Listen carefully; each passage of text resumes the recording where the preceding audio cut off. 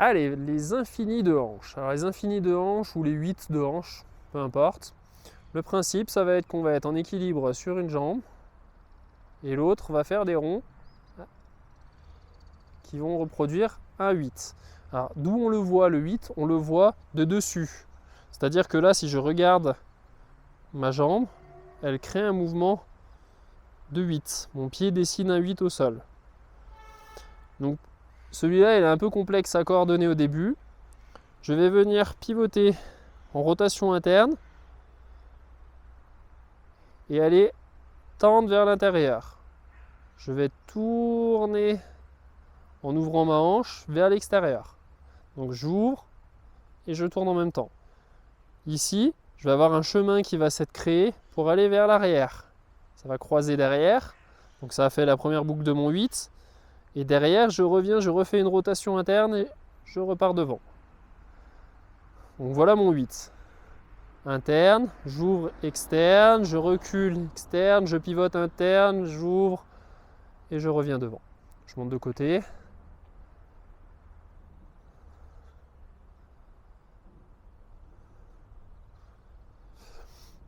Alors après, ici on peut rajouter un petit peu de déroulé au niveau de la jambe.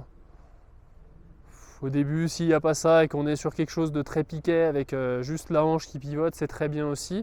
Pour rajouter un petit peu de coordination, moi je trouve ça sympa d'apprendre à coordonner les segments de la jambe en même temps qu'on fait le mouvement. Donc ça c'est un sens. La mauvaise nouvelle c'est qu'il y a deux sens et qu'on va pouvoir moduler. Donc c'est l'inverse. Ici je vais partir en rotation externe, kicker vers l'extérieur, ramener en pivotant vers l'intérieur, pousser vers l'arrière en interne, pivoter en externe tout en rentrant et revenir le kick. Donc c'est la passe de foot. D'accord?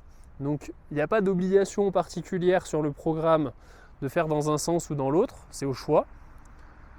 Par contre, on fait bien les deux jambes, sinon on va créer des déséquilibres au niveau de quelle jambe privilégie la mobilité, laquelle se stabilise plutôt.